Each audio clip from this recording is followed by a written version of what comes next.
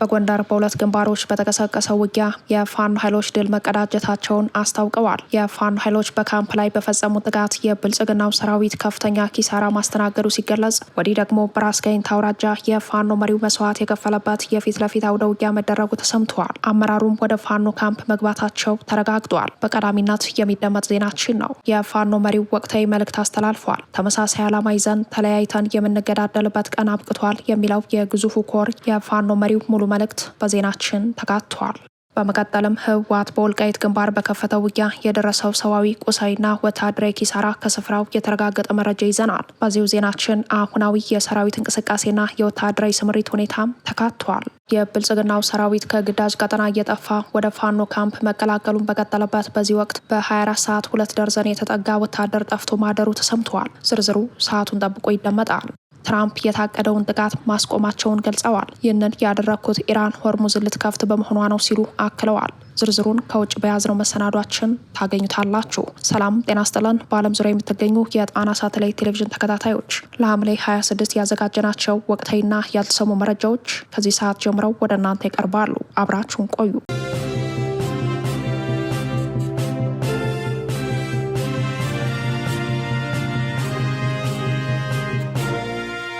የፋኖ ኃይሎች የብልጽግናው ሰራዊት ሰፍሮ በሚገኝበት ወታደራዊ ካምፕ ላይ በወሰዱት የሰርጎ ገብ እርምጃ ከፍተኛ ወታደራዊ ኪሳራ ማድረሳቸውን አስታወቁ። የአፋብኃኝ ጎንደር ጠቅላይ ግዛት በላይ እዝ የህዝብ ግንኙነት መምሪያ እንዳስታወቀው በእዙ የ305ኛ ጎቤ መልኬ ኮር በመተማ ገንዳዋ ከተማ ሰፍሮ በሚገኘው የብልጽግናው ሰራዊት ላይ በወሰዱት ልዩ ወታደራዊ ኦፕሬሽን በርካታ ኃይሉን ሞትና ቁስለኛ አድርገውታል። የ305ኛ ጎቤ መልኬ ኮር 76ኛ ክፍለ ጦር ሁለተኛ ሬጅመንት አሃዶች ምዕራብ ጎንደር ዞን ገንዳዋ ከተማ ዘልቀው በመግባት በወሰዱት ድንገተኛ እርምጃ በብልጽግናው ሰራዊት ላይ ሰዋዊ ቁሳዊና ወታደራዊ ኪሳራ ደርሶበታል የተባለው የእዙ የህዝብ ግንኙነት መምሪያ እንዳስታወቀው የፋኖ ኃይሎች ድንገተኛ ጥቃቱን የከፈቱት የብልጽግናው ሰራዊት ለልዩ ልዩ ስልጠና በገንዳዋ ሁለተኛ ደረጃ ትምህርት ቤት አሰባስቦት በነበረው ከ2500 በላይ የሚሊሻ ሰራዊት ነው። የፋኖ ኃይሎች በገንዳዋ ከተማ በፈጸሙት ድንገተኛና የተጠና ጥቃት ከ13 በላይ የሚሆነው የብልጽግናው ጥምር ጦር እርምጃ ሲወሰድበት 15 የሚደርሰው ደግሞ ከባድና ቀላል ቁስለኛ ሆኗል ተብሏል።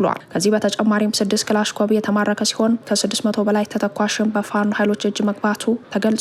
የፋኖ ኃይሎች በገንዳዋ ከተማ የፈጸሙትን ድንገተኛ ጥቃት ተከትሎ ከተለያዩ ወረዳዎች ተሰባስቦ የነበረ የሰላም አስከባሪ ኃይል ሙሉ በሙሉ መበተኑ ተሰምተዋል። ይህ በእንዲህ እንዳለ በዚሁ በጎንደር ቀጠና የብልጽግናው የወረዳ ከፍተኛ ባለስልጣን ከነአጃቢዎቻቸው የፋኖ ኃይሎችን መቀላቀላቸው ተገልጸዋል። በራስ ጋይንት አውራጃ የብልጽግናው የሚሊሻ ጽሕፈት ቤት ኃላፊ ጠባቂዎቻቸውን በመያዝ በአካባቢው የሚንቀሳቀሰውን የ206ኛ ከፍ ያለው ደሴ ኮር ገብርዬ ክፍለ ጦርን መቀላቀላቸውን የክፍለ ጦሩ የህዝብ ግንኙነት ኃላፊ ፋኖ ብርሃን ጌታው ገልጸዋል። ባለስልጣኑ አቶ ጌታሰው መንገሻ ወደ ፋኖ ኃይሎች ቀጠና ከገቡ በኋላ በጭቆና ውስጥ ሆኜ የማሻግረው ህዝብ አይኖርም ማለታቸው ተሰምተዋል። የክፍለ ጦሩ የህዝብ ግንኙነት ኃላፊ በበኩሉ ክፍለ ጦራችን ከግንባር ተጋድሎ ባሻገር በፖለቲካውም ከፍተኛ ድል እያስመዘገበ ይገኛል ሲል ገልጾ ከአማራ የህልውና ትግል በተቃርኖ የቆሙ ኃይሎችን በሰላም ወደኛ እንዲቀላቀሉ ተደጋጋሚ ጥሪ ስናቀርብ ቆይተናል ብለዋል። በዚህ መሰረት በርካታ የወረዳው አመራሮች በሁሉ መንገድ የትግሉ ደጋፊ እየሆኑ መጥተዋል ያለው የህዝብ ግንኙነት ኃላፊው ሁሉም አመራር ፋኖ ለመቀላቀል ፍላጎት እያሳዩ ሲሆን ሐምሌ 25 ምሽት ላይ የወረዳው የሚሊሻ ጽሕፈት ቤት ኃላፊ አቶ ጌታሰው መንገሻ ከስህተቱ የማይማርን ስርዓት ለማስቀጠልና ወገኔን ለመግደል ሰራዊት አልመራም በማለት በገብርዬ ክፍለ ጦር ደጃች ቢትወደድ ገሰሰ ብርጌድ በኩል የነጻነት ትግሉን ተቀላቅሏል ሲል አስታውቋል።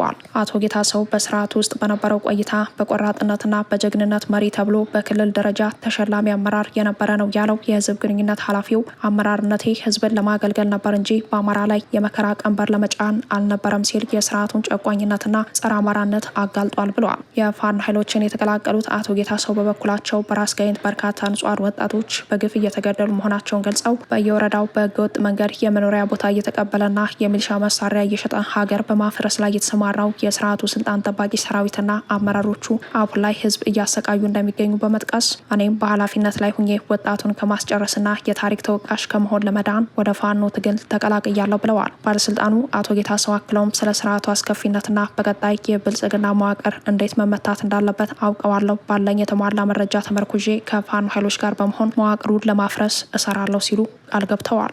በተመሳሳይ ዜና የአማራ ፋኖ ብሔራዊ ንቅናቄ ጎንደር ጠቅላይ ግዛት በላይ እዝ በራስ ጋይንት አውራጃ ለከበባ ከወጣው የብልጽግናው ሰራዊት ጋር ባደረገው የፊት ለፊት ውጊያ ከባድ ወታደራዊ ኪሳራ ማድረሱን ተገለጸ።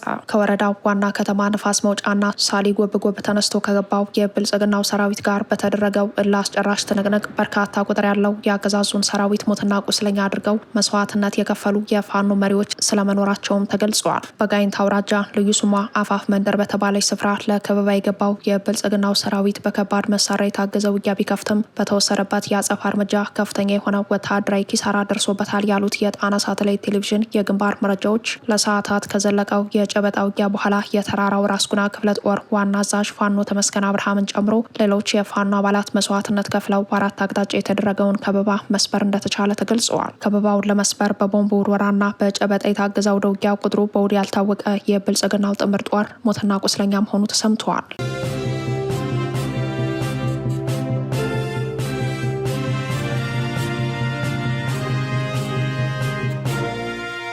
ተመሳሳይ ዓላማ ይዘን ተለያይተን የምንሞትበት ጊዜ አብቅተዋል። የፋኖ መሪው ከእንግዲህ ወዲያ ተመሳሳይ ዓላማ አንግበን ወጥተን እያለ ተለያይተን የምንሞትበት ጊዜ አብቅቷል ሲል የግዙፉ ሜጀር ጄኔራል ውባንታ ባተኮር ዋና አዛዥ ፋኖ አመኑ አለማን ተገለጸ።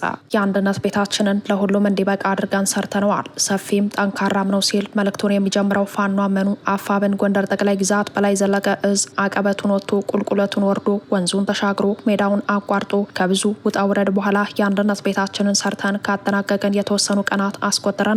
አንድነቱን ስንሰራ እጅግ በጣም ብዙ ፍላጎቶችና ፍትጊያዎች የነበሩበት በጣም አድካሚና ውስብስብ ነገሮች የገጠሙት ቢሆንም ሁሉም ከትግሉና ከጎንደር በታች ነው በማለት ጎንደር ቤቱን ዘግቶ በመምከር ያን ሁሉ ውዝግብ አልፈን አንድ የጋራ ቤታችንን ሰርተናል ብለዋል። ይህ የአንድነት ቤት ሁሉንም የሚያካትትና ያሳተፈ ሰፊና ትልቁ የመጨረሻችን አዳራሽ ነው ሲል መልእክቱን የሚቀጥለው የፋኖ መሪው ይህን ሰፊ ቤት ለመስራት ብዙዎች ብዙ ደክመዋል፣ ብዙዎች ከጠላት ጋር ተናንቀው በጀግንነት ተሰውተውበታል።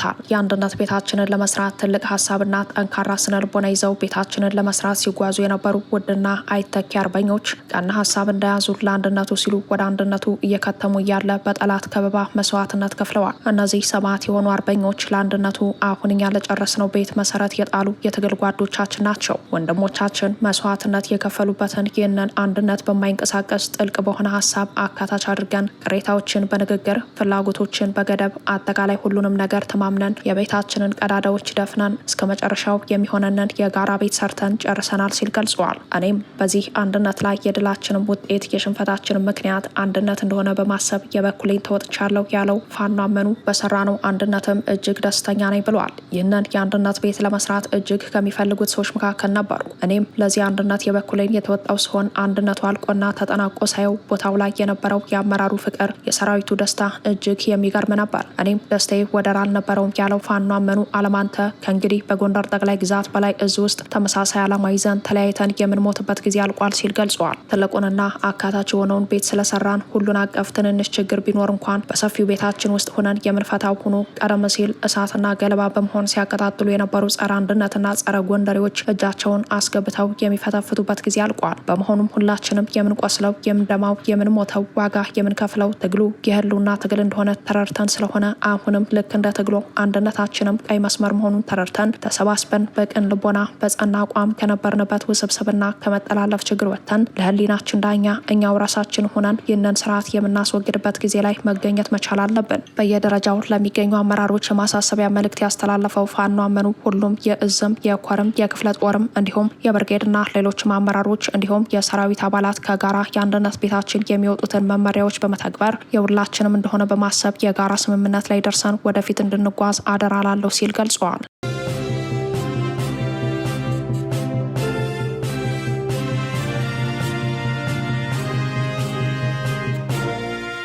የወልቃይት ግንባር አውደ ውጊያ ዝርዝር መረጃ። የህወሓት ታጣቂ ኃይሎች ትናንት በኢትዮ ሱዳን በኩል በሸረሪና ግንባር ጥቃት መክፈታቸውን ተከትሎ በተወሰደባቸው የአጸፋ እርምጃ የደረሰው ዝርዝር ወታደራዊ ኪሳራና በተከዜ ዘብና በአገዛዙ ሰራዊት ቁጥጥር ስር የገቡ ወታደራዊ መሬቶችን በተመለከተ ጣና ሳተላይት ቴሌቪዥን ከስፍራው አረጋግጠዋል። ትናንት በሜካናይዝድና በአየር ኃይል ታግዞ በተደረገ ውጊያ ላለፉት 6 ዓመታት የህወሓት ሳምሪ ቡድን አርሚ 7 ዋና ማዘዣ ሆኖ ሲያገለግል የነበረው የሸረሪና ትልቁ ወታደራዊ ካምፕ ሙሉ በሙሉ በአገዛዙ በአገዛዙ ሰራዊትና በተከዜ ዘብ ቁጥጥር ስር ውሏል። በዚሁ በወልቃይት ጠገዴ ሰቲት ሁመራ ዞን በሸረሪና ግንባር በተካሄደው የተቀናጀ ወታደራዊ ኦፕሬሽን ከፍተኛ ሰብአዊ ቁሳዊና ወታደራዊ ኪሳራ መድረሱን ያረጋገጡት የጣና ሳተላይት ቴሌቪዥን ምንጮች ህወሓት በዚህ ግንባር ጦርነት መክፈቱን ተከትሎ ሌሊቱን ሙሉ በከባድ መሳሪያና በአየር ኃይል ከተመታ በኋላ እኩለ ቀን ላይ በአካባቢው በተሰማራው እግረኛ ሰራዊት አማካኝነት የተበታተነው ኃይል ከበባ ውስጥ መግባቱ ተገልጿል።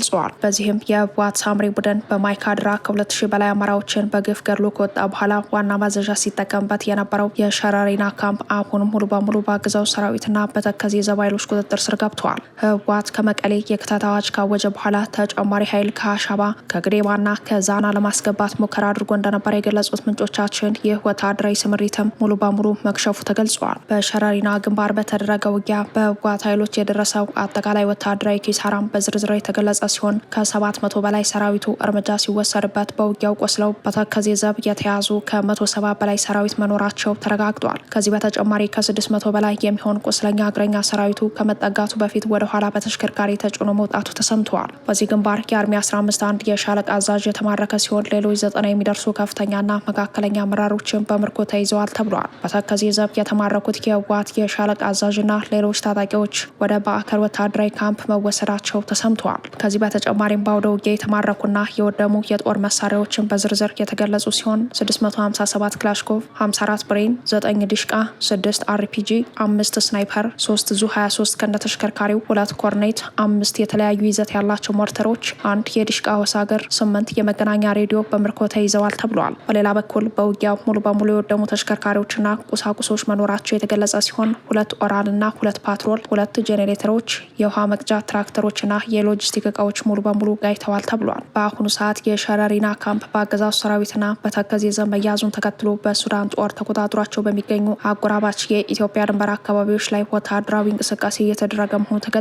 በሌላ በኩል የሱዳን የመገናኛ ሚዲያዎች የኢትዮጵያ ኃይሎች ወደ ድንበር ዘልቀው በመግባት በዛሃናና አልቃሚ መንደሮች አቅራቢያ እንቅስቃሴ ማድረጋቸውን ዘግበዋል። በወልቃይት ጠገዴ ግንባር የተቀሰቀሰውን አዲስ ውጊያ ተከትሎ ሌሎች ዓለም አቀፍ ሚዲያዎችም እየተነጋገሩበት ሲሆን አስቀድሞም ቢሆን የህወሓት ተረፈ ምርት መጥፋት አለበት ሲል የነበረው የአዲስ አበባው የህወሓት ክንፍ ወቅታዊ መግለጫ ወጥቷል። በጌታቸው ረዳ የሚመራው ስምረት ፓርቲ በሰጠው ወቅታዊ መግለጫ የነ ደብረ ጽዮን ቡድን ወደ 4 ኪሎ እንመለሳለን የሚለውን ቅዠት በአስቸኳይ ሊያቆም ይገባል ብለዋል። ህወሓት በትናንትናው ዕለት ጦርነት ተከፈተብኝ የሚል መግለጫ ቢሰጥም ይህንን ትንኮሳ ቀድሞ አስቦና ተዘጋጅቶ ራሱ የከፈተው ነው ሲል ስምረት ፓርቲ አጋልጧል። ጦርነቱን ማን እንደጀመረው ገለልተኛ አካላት የሚያደርጉትን የሳተላይት ምርመራና የክትትሉን ውጤት መጠበቅ ተገቢ እንደሆነ የገለጸው ፓርቲው ህወሓት የከፈተው ጦርነት የትግራይ ህዝብ የማይፈልገውና የማይመኘው መሆኑንም አክሏል።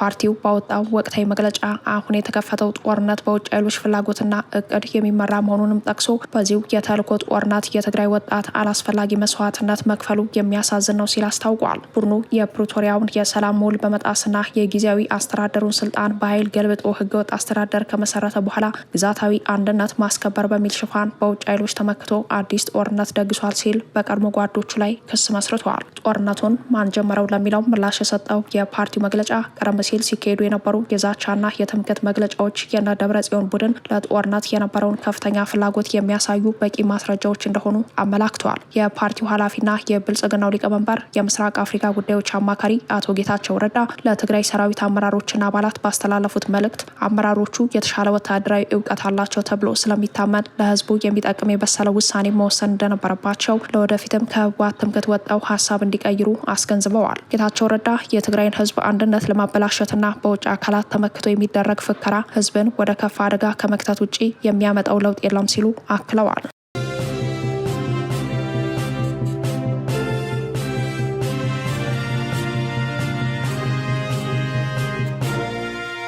የብልጽግናው ሰራዊት ከግዳጅ ቀጠና እየጠፋ ወደ ፋኖ መቀላቀሉ ተገለጸ። የአገዛዙ ጋንታ መሪዎች ከነሙሉ ትጥቃቸው የፋኖ ኃይሎችን መቀላቀላቸውንም የአፋብን ወሎ ቤት አማራ ምኒልክ ዕዝ ህዝብ ግንኙነት መምሪያ ገልጿል።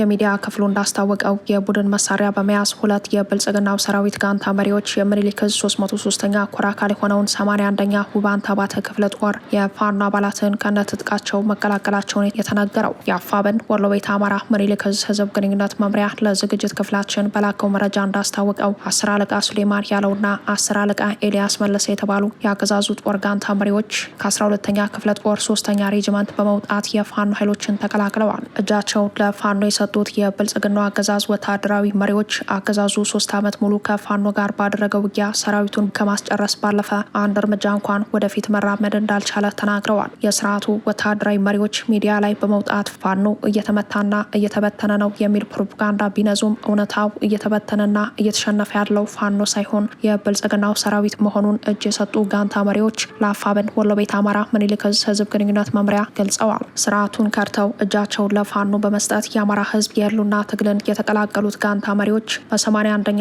ውባንታ ባተ ክፍለ ጦር አመራሮች በተደረገላቸው አቀባበል ደስተኛ መሆናቸውንም ተናግረዋል። በፋኖ ወታደራዊ ዲሲፕሊንና ስርዓት መገረማቸውን በመግለጽም ከአሁን በፊት የበደልነውን ህዝብ ለመካስ እድል በማግኘታችን ደስተኛ ነን ሲሉም አክለዋል። የብልጽግናው ስርዓት ተወግዶ የአማራ ህዝብ ነጻነት እስኪረጋገጥ ድረስ ከፋኖ ጋር ተሰልፈን በቁርጠኝነት እንታገላለን በማለት ቃል ገብተዋል። በውጊያ የተሰላቸውና የስርዓቱ ሽንፈት የማይቀር መሆኑን የተረዳው የብልጽግናው ጦር በሁሉም አቅጣጫ ከካምፕና ከግንባር በመጥፋት ለፋኖ እጅ መስጠቱን የቀጠለ ሲሆን ከደብረ ማርቆስ ከተማም 17 የፖሊስና የሚሊሻ አባላት ለፋኖ እጅ መስጠታቸው ተሰምተዋል። በወታደሩ መክዳት ክፉኛ የተደናገጠው ስርዓት ልትከዱ ነው በሚል ጥርጣሬ ሰራዊቱን ማሰር መጀመሩም ተነግሯል። ጣና ሳተላይት ቴሌቪዥን ከምንጮቹ ባገኘው መረጃ ከደብረ ማርቆስ ከተማ 17 የፖሊስና ሚሊሻ አባላት ስርዓቱን ከድተው ጠፍተዋል። 40 ሚሊሻዎች፣ የአድማ ብተና አባላትና መደበኛ ፖሊሶች ደግሞ ልትከዱ ነው በሚል ጥርጣሬ በስርዓቱ ታስረዋል። ይህን ተከትሎ በተፈጠረው ውጥረት ደብረ ማርቆስ ፖሊስ ኮሌጅ በተኩስ ሲናጥ ማደሩንም የጣቢያችን የመረጃ ምንጮች ለዝግጅት ክፍላችን በላኩት መረጃ ገልጸዋል። በደብረ ማርቆስ ፖሊስ ኮሌጅ የተጠረነፉ ሚሊሻዎች ከወንድሞቻችን ጋር ስታዋጉ ኑሯቸዋል፣ አሁን ግን ሌላ ተጨማሪ ጦርነት የጥይት ማብረጃ አንሆንም በሚል ማመጻቸውም ተሰምተዋል። ለእናንተ ስልጣን፣ ሀብት፣ ንብረት ብለን ህይወታችን ማጥፋት አንፈልግም በሚል አመጽ ደብረ ማርቆስ ፖሊስ ኮሌጅ ውስጥ ተኩስ ማስነሳታቸውን ነው የጣና ሳተላይት ቴሌቪዥን የመረጃ ምንጮች የገለጹት። በዚህ የተደናገጡት የብአዴን ባለስልጣናት ከበላይ አመራሮች ጋር ተነጋግረን እናሳውቃለን በማለት አመጹን ለማብረድ ሞክረዋል የተባለው በዚሁ በደብረ ማርቆስ ከተማ ከፍተኛ ወታደራዊ አፈሳ እየተካሄደ መሆኑንም የመረጃ ምንጮቻችን ጨምረው ገልጸዋል። 300 የሚደርሱ የደብረ ማርቆስ ከተማ ወጣቶች በአገዛዙ ጥምር ጦር ታፍሰው ወደ ወታደራዊ ማሰልጠኛ ተወስደዋል የተባለው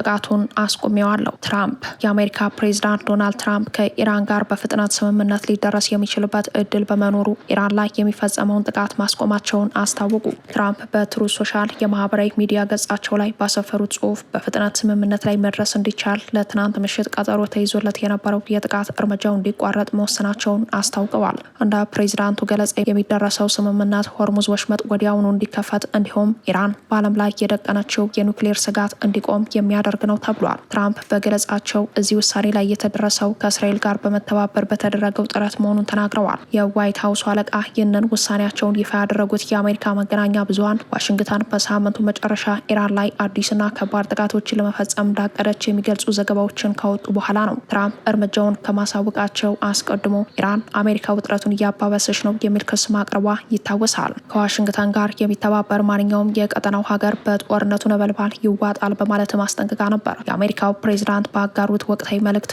አሜሪካ ከሁለተኛው የዓለም ጦርነት ወዲህ ታይቶ በማይታወቅ ወታደራዊ አስፈሪነት፣ ጥንካሬና ኃይል ኢራን እስላማዊ ሪፐብሊክ ላይ እርምጃ ለመውሰድ ተዘጋጅታና ታጥቃ እንደነበር ጠቅሰዋል። ይሁን እንጂ ኢራንና ሌሎች የመካከለኛው ምስራቅ ሀገራት ስምምነት ላይ እንዲደረስ ለማድረግ ሲባል ጥቃቱ እንዳይፈጸም መጠየቃቸውን ተከትሎ እርምጃው መሰረዙን ገልጸዋል። የስምምነቱ ወሰኖች ስምምነት ተደርሶባቸዋል ሲሉም የንግግር ሂደቱ ወደፊት እየሄደ መሆኑን ጠቁመዋል። ትራምፕ አክለውም የተደረሰው መግባባት የሆርሙዝ ወሽመጥን ወዲያው ሙሉ በሙሉና በጠቅላላ መክፈትን እንዲሁም የኢራን የኒውክሌር ስጋት ማስቆምን ያካትታል በማለት በገጻቸው አስፍረዋል። ለፕሬዝዳንት ትራምፕ መልእክት ከኢራን በኩል ግን እስካሁን የተባለ ነገር የለም።